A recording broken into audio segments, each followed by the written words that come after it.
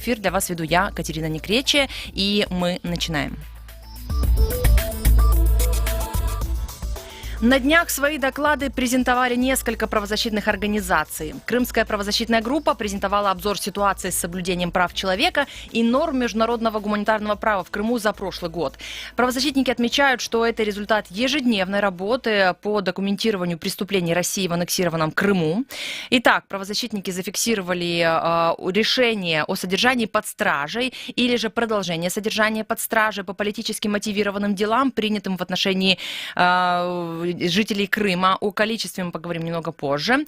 О задержаниях в Крыму и также о вынесенных уже приговорах, которые, в общем-то, лишили свободы некоторых людей по политически мотивированным делам. А вот в Крымско-татарском ресурсном центре, кроме преследований несогласных, штрафах, арестах, приговорах и нарушениях прав человека и прав также на вероисповедание, там обратили внимание также на разрушение экологии Крыма, на пропаганду, на призыв крымчан служить в российской армии. Про захват радиочастот там также упомянули и блокирование сайтов. Что правозащитники говорят о динамике нарушений прав человека в Крыму, какие тенденции они наблюдают, какие типы правонарушений они подробнее нам расскажут в этом эфире. Мы пригласили к этому эфиру нескольких спикеров и поговорим также, что ожидать в нынешнем году. Присоединяйтесь к эфиру, комментируйте эту тему на YouTube-канале Крым Реалии и не забывайте нам звонить 8 800 10 06 926. Крым – важное.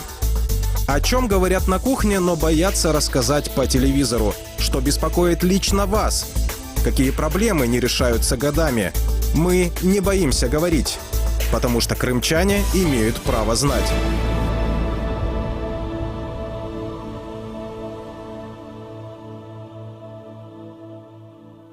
А если вообще нарушение прав человека в Крыму для кого-то, это тоже вопрос, который мы регулярно слышим от некоторой части нашей аудитории. Вы также можете позвонить к нам в эфир и высказать свою точку зрения относительно того, есть ли нарушение прав человека в Крыму и как вообще с соблюдением прав человека в Крыму на данный момент, что вы видите собственными глазами. 8 800 10 06 926. Звоните к нам в эфир или пишите ваши комментарии под YouTube-трансляцией на странице Крым Реалии. Во время эфира вы знаете, что я и мои коллеги внимательно следим за комментариями. Если есть возможность такая, хватает времени, мы обязательно их цитируем в нашем эфире. Я готова представить первого спикера этого эфира. Это Александр Седов, член Крымской правозащитной группы. Александр с нами на связи по скайпу. Здравствуйте, Александр. Добрый вечер. Вот наша интернет-аудитория может не только слышать, но и видеть. И также вот я начала эфир с того, что так в общем, даже без конкретики сказала о вашем докладе. Конечно, начало года – это возможность подытожить предыдущий год и что сделала Крымская правозащитная группа.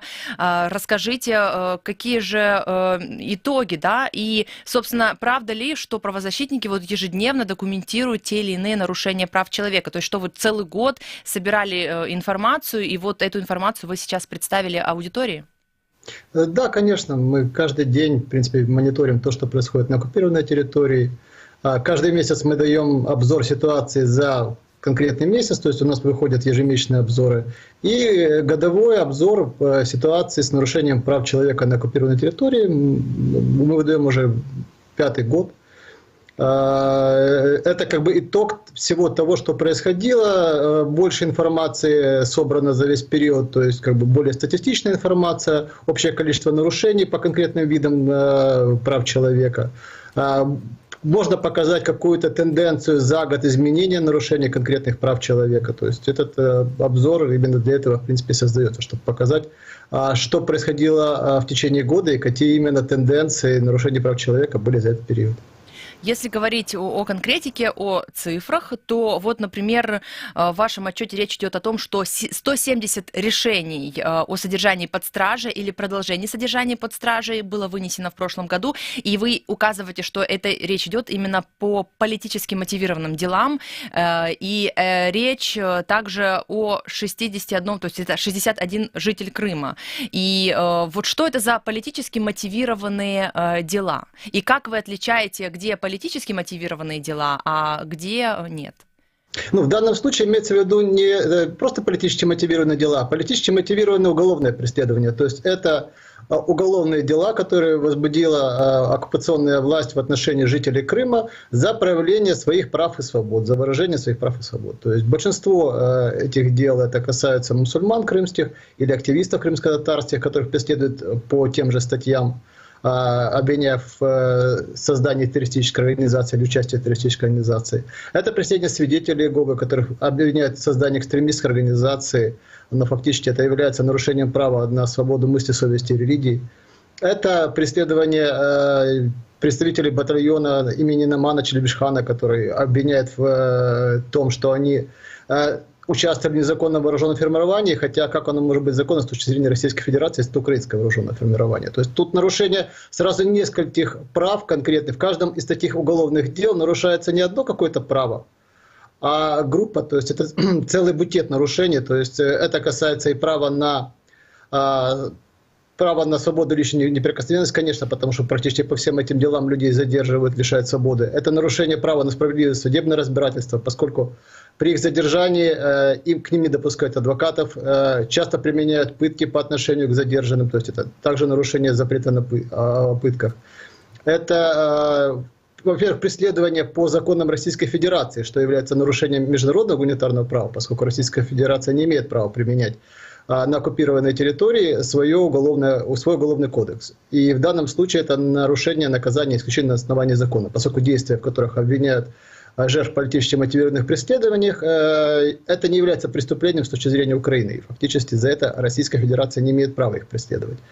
Поэтому, когда такое вот сочетание таких нарушений мы фиксируем в деле, мы рассматриваем это дело как политически мотивированное и включаем его в наши обзоры и в дальнейшем следим за тем, как людей в дальнейшем проходят обыски, допускают ли адвокатов, проходят судебные слушания в рамках этих дел. То есть вот то, что вы назвали цифру, это только в рамках этих дел решение о содержании под стражей, то есть фактически решение о лишении свободы этих людей на какой-то период. То есть вот более 170 решений судов как на территории Российской Федерации, так и так называемых судов на территории Крыма. Поскольку, опять же, как я сказал, Российская Федерация не имеет права применять уголовное право на оккупированной территории и не имеет права создавать там суды. Поэтому все решения, которые принимаются судами на оккупированной территории, которые созданы Российской Федерацией, это не судебные, это не является судебным решением, это в принципе незаконное лишение свободы. Но по факту люди лишены свободы, они находятся в СИЗО или в тюрьмах, и это вот происходит. А почему так важно документировать вот именно количество решений о содержании под стражей, если речь идет о том, что это относится к делам 60 человек?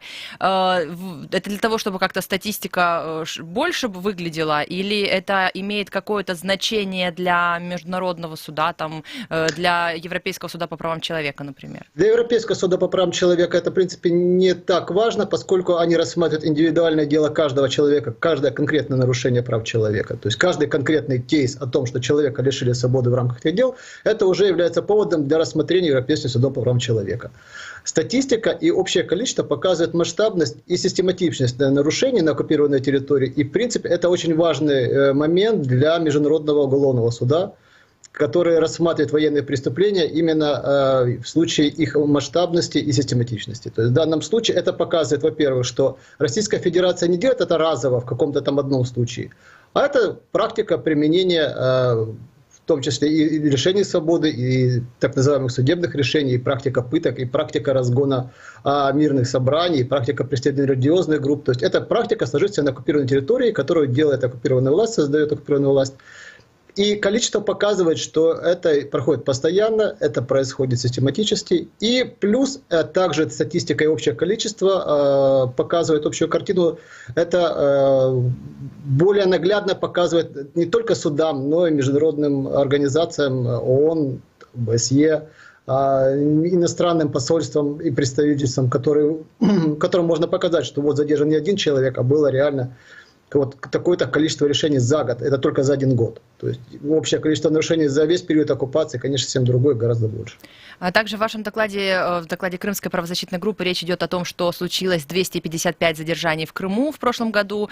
Среди них 164 человека были участниками мирных собраний. И также вынесен был 21 приговор, связанный с лишением свободы. Опять же, вы пишете по политически мотивированным делам. Но дело вот в чем, что, например, российские представители крымской власти и в принципе, и сам там Владимир Путин, и, например, Мария Захарова, ну, в общем-то, все такие и топ-чиновники российские, они говорят о том, что никаких нарушений прав человека в Крыму нет. И, например, Сергей Аксенов говорил, что вот он критиковал резолюцию Генассамблеи ООН, которая осуждала нарушение прав человека в Крыму, и Сергей Аксенов сказал, что эта резолюция не отражает ни реальную ситуацию в Крыму, ни мнение крымчан, а транслирует пропагандистские мифы Киева. Вот такая цитата. Что вы можете ответить? Ну, я могу сказать, что Сергей Аксенов попросту не понимает, что такое права человека, чем они отличаются от законодательства и административного кодекса.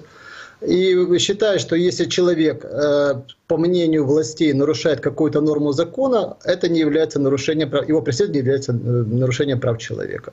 Хотя, в принципе, нормы закона, даже действующих любого государства, могут нарушать права человека, и нормы закона Российской Федерации на территории Российской Федерации точно так же нарушают права человека, когда они касаются, например, регламента проведения мирных собраний или работы религиозных организаций. Это само применение этих норм является нарушением прав человека.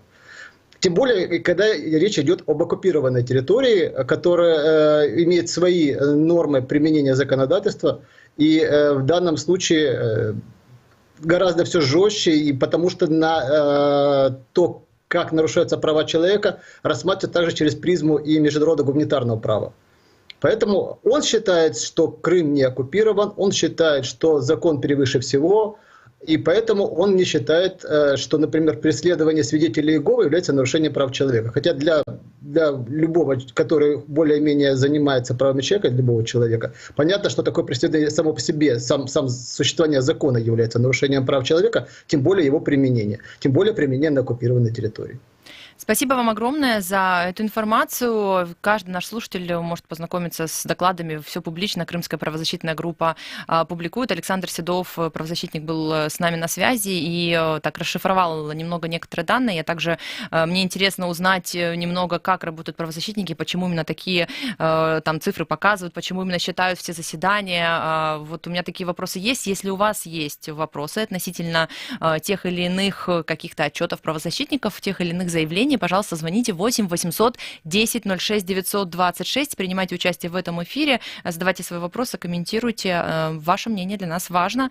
Я уверена, что наш постоянный слушатель это знает, это слышит. С нами на связи также по скайпу сейчас Эскандер Бариев, глава Крымско-татарского ресурсного центра, член Меджлиса крымско-татарского народа. Эскандер Бей, добрый день. Добрый день. Так, я вижу, что вы на связи с нами по телефону, а не по скайпу, поэтому поправлюсь.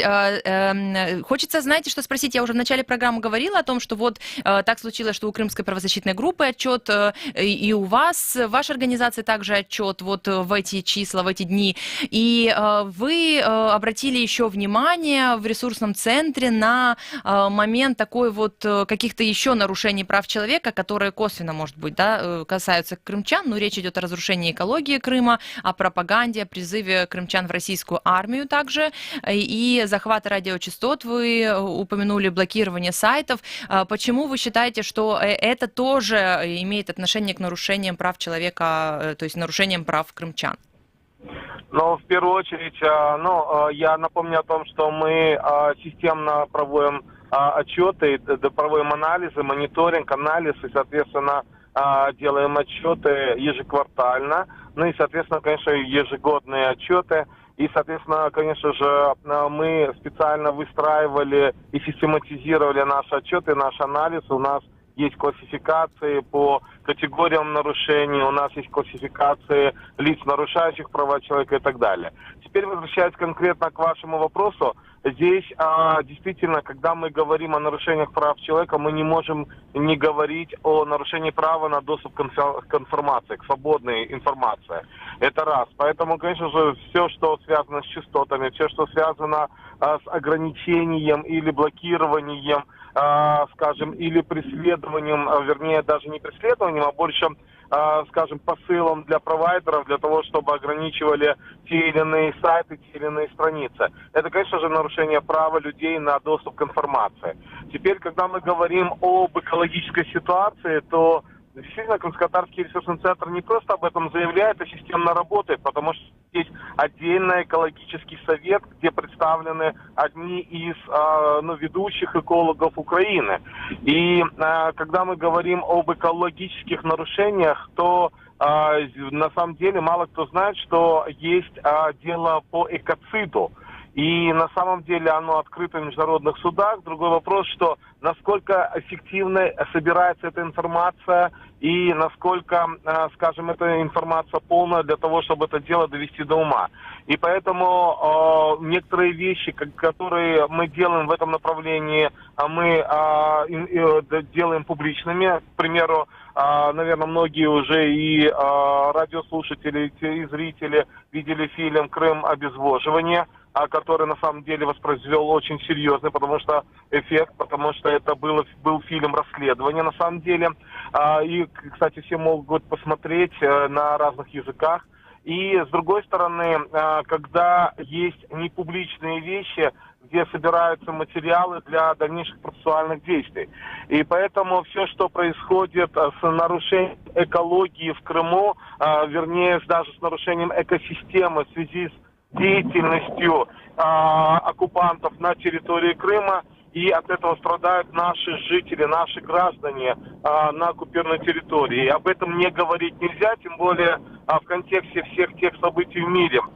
Потому что сегодня все-таки климатические изменения, проблема изменения климата – это большая проблема. И поэтому мы, конечно же, это все отражаем в нашем годовом отчете. Но, напомню, у нас еще будет отдельный по экологии отчет, как годовой, так и за 2,5 года уже в июле месяце. Ну и будут промежуточные исследования, в том числе и по климатическим миграциям. Вы знаете, есть такой комментарий у нас под YouTube-трансляцией, мол, что вам все покоя не дает Крым, перестаньте уже обсуждать и лезть в наши дела. Такое периодически нам пишут. Собственно, то, что делают правозащитники, то, что делает ваша организация, это для того, чтобы показать, что в Крыму вот все так плохо при России, такая вот, может быть, политическая какая-то конкуренция. Но, опять же, это такой вопрос, исходя из тех комментариев, которые нам пишут. Зачем вы документируете, зачем вы это делаете? Зачем вы считаете эти нарушения прав человека, еще более того, даже расширяете этот список и даже проблему с водой включаете вот в этот перечень? Я считаю, что это отлично, это очень хороший вопрос, потому что, во-первых, этим я занимаюсь, я говорю сейчас лично за себя, и, конечно же, за команду, которая помогает мне работать, потому что я объединял и привлекал людей, квалифицированных как раз к этой работе. Я занимаюсь этими вопросами развития Крыма, сохранения Крыма, его инфраструктуры, его природного и культурного наследия не один год. А еще когда находился в Крыму, и когда Крым был полностью под контролем украинской власти. И поэтому я этим в первую очередь занимаюсь, Крымско-Татарский ресурсный центр, потому что мы хотим сохранить Крым для последующих потомств наших. Для того, чтобы в Крыму нормально жили люди и, соответственно, не было вот тех процессов, после которых мы просто получим уничтоженный Крым, как это было, в принципе, уже в истории Крыма. Теперь касается цифр и данных. Мне сразу в голову еще одна мысль пришла.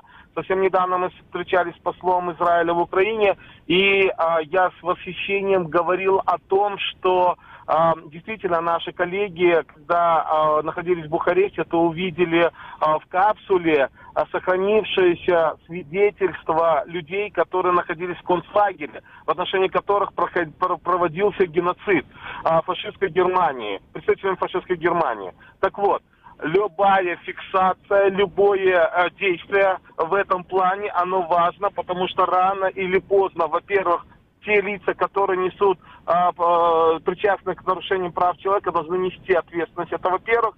а во-вторых, для того, чтобы в будущем у последующих поколений не продолжались или не появлялись желания проводить геноцид или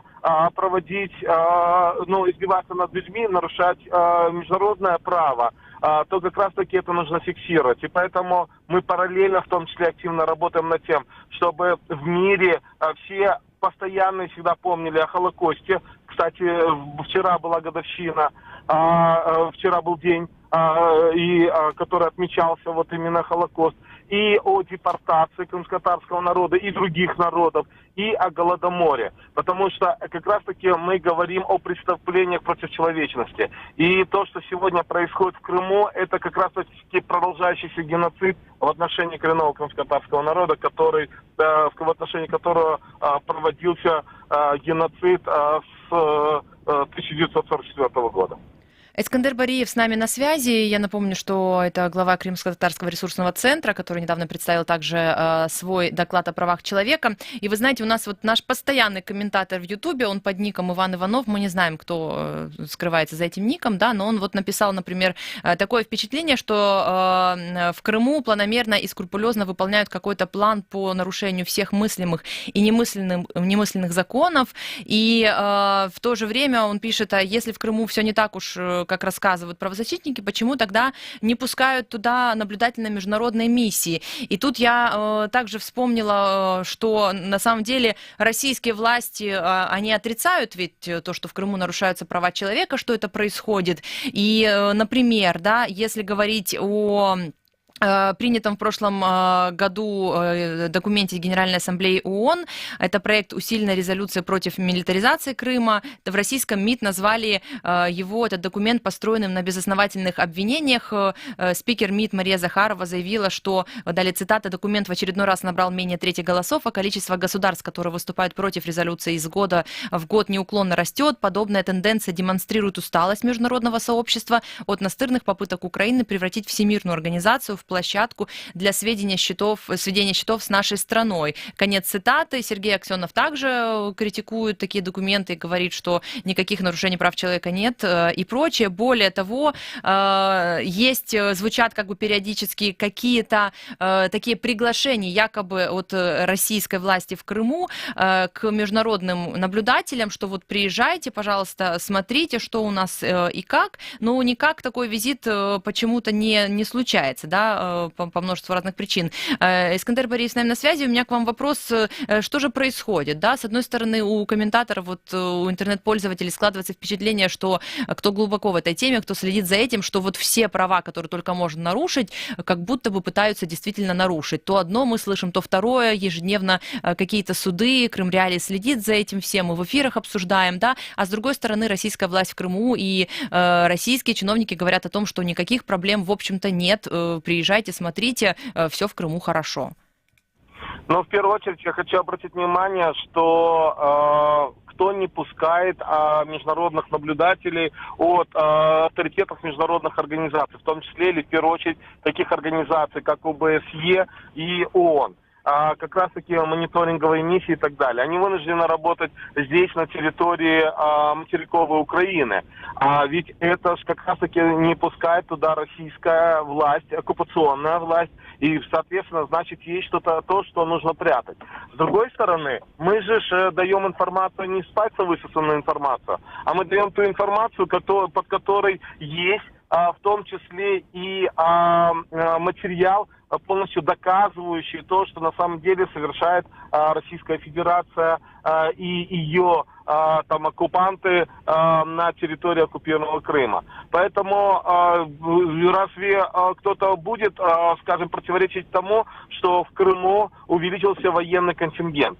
Разве кто-то будет противоречить тому, что в Крыму по сравнению с временами, когда он был под контролем Украины, увеличилось количество учений военных, которые несут угрозу, в том числе и экосистеме Крыма? Разве кто-то сможет противоречить тому, что в Крыму сегодня постоянно проводятся суды, постоянно проводятся обыски, преследуются люди и так далее? То есть вот те цифры, они же не с балды, а они как раз-таки они являются теми показателями или тем доказательством, на которые как раз-таки нужно обращать очень серьезное внимание.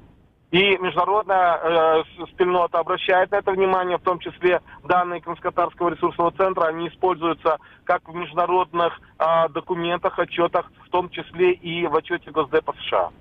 Спасибо огромное. Искандер Бариев включился к нам в эфир и поделился своим мнением относительно темы эфира и отчетом, который подготовила его организация. Я также вот процитирую о том, что Крым готов принять любых чиновников из Европейского Союза.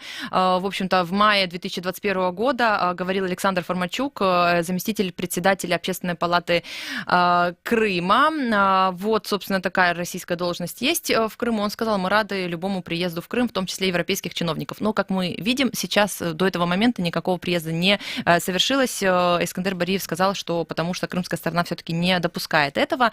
Мы сейчас готовы поговорить с активистом Крымской солидарности. Сервер Челакчик с нами на связи. Приветствую вас. Добрый вечер. Скажите, пожалуйста, как вы можете рассказать об итогах нарушений прав человека в Крыму за прошлый год, да, потому что Крымская солидарность — это, собственно, вот те такие гражданские журналисты, которые позволяют общественности вообще знать, что происходит в тех сферах, в которые там журналистов не всех допускают, да, например. Какие выводы вот в Крымской солидарности относительно предыдущего года? В первую очередь хотелось бы отметить тенденцию, которая уже длится несколько лет. Даже те наши граждане, которые уже получили реальные сроки содержания в тюрьмах, их регулярно сажают в ШИЗО или так называемые СУСы, строгие условия содержания. То есть мало того, людям дают 16-17 до 20 лет заключения строгого режима, еще и в этих условиях пытаются сделать жизнь невыносимой. На вопросы, за что такое происходит, зачастую звучит ответ: это приказ свыше. Я вижу это местью за то, что ни один из наших политзаключенных не согласился с той клеветой, которую пытаются навесить на него и, соответственно, на весь крымско-татарский народ. Потому что если у сегодняшних властей в Крыму и в России будет хоть один прецедент того, что кто-то согласился со своей виной, это значит, что на международной арене они могут представлять работу или, скажем так, то давление, которое они производят, как борьбу с преступниками, с экстремистами, с террористами, с реальными, с вымогателями, с диверсантами и так далее. Но из-за того, что наши соотечественники действительно держат стойкую позицию, заслуживающую уважения, их сегодня карают такими вот наказаниями. К примеру, Тимур Абдуллаев из так называемой Симферопольской группы, он провел в ШИЗО в общей сложности около 2 лет. Это немыслимые цифры. Это тенденция, которая сохранилась, и в 2021 году она набрала обороты. Также наши соотечественники Айдер Салидинов и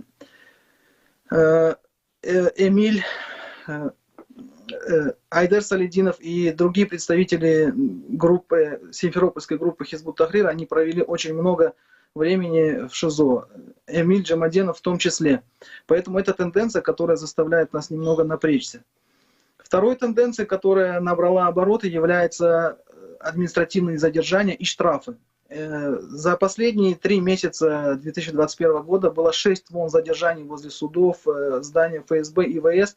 Около 180 наших граждан получили административные протоколы. Эта тенденция началась с того вечера, когда более суток не было известно местонахождение Наримана Джиляла и братьев Ахтемовых, Шевкета Усинова и Эльдара Удаманова. И неравнодушные граждане собрались у здания ФСБ, и формальным поводом для задержания или составления протоколов было нарушение масочного режима в условиях чрезвычайной ситуации. Я вас вынуждена перебить, прошу прощения, потому что время заканчивается, но я должна отметить, что мы следим за тем, что публикует Крымская солидарность. Вас можно найти в Инстаграме и в Фейсбуке, и почитать, да, о чем вы пишете, какие факты, доказательства есть против тех крымчан, о которых мы слышим вот иногда в новостях, да.